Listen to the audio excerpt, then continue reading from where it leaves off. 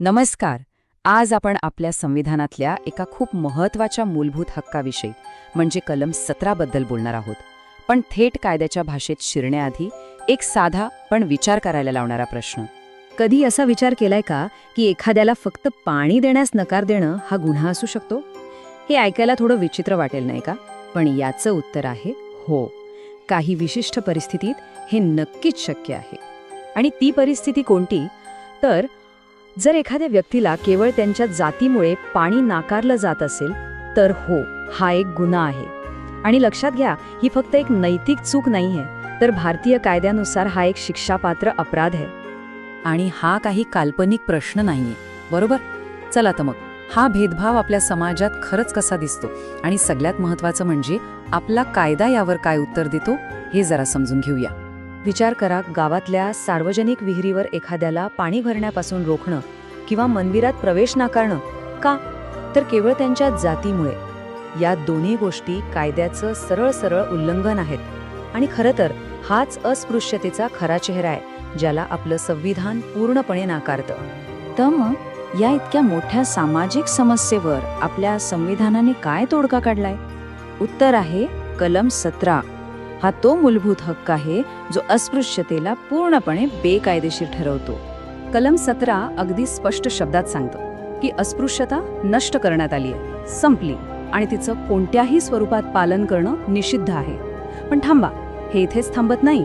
पुढे असंही म्हटलंय की अस्पृश्यतेमुळे निर्माण होणारी कोणतीही अडचण लादणं हा कायद्यानुसार शिक्षापात्र गुन्हा असेल. याचा खरा अर्थ काय?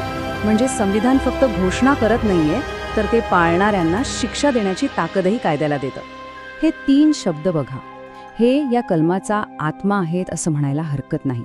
अस्पृश्यता नष्ट म्हणजे ती आता अस्तित्वात नाही, गुन्हा म्हणजे हे कृत्य शिक्षापात्र आहे, आणि बेकायदेशीर याला कायद्याचा कोणताही आधार नाही. या शब्दांमुळेच कलम 17ला खरी ताकद मिळते.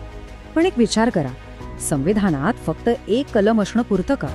नाही ना. सगळ्यात महत्त्वाचं आहे की त्याची अंमलबजावणी कशी होते, आणि इथेच कायदा मदतीला येतो. कलम 17ला कायद्याची एक मजबूत ढाल दिली आहे, एक कवच, जेणेकरून ते फक्त कागदावर राहणार नाही.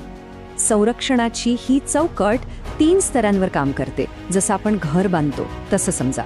पाया काय आहे? तर कलम 17, जी मूळ घोषणा आहे. त्यावर आला 1955चा नागरी हक्क संरक्षण कायदा, जो शिक्षेची तरतूद करतो.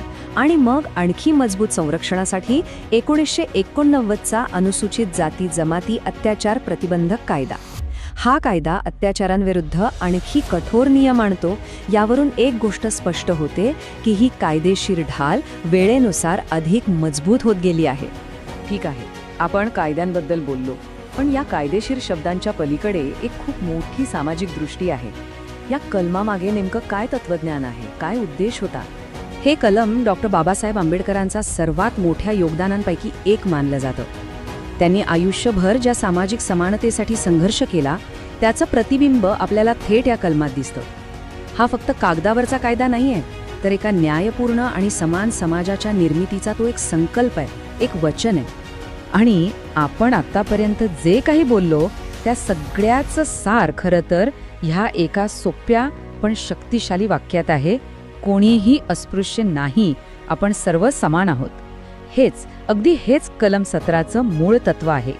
मानवी प्रतिष्ठेची आणि समानतेची ही एक जबरदस्त घोषणा आहे.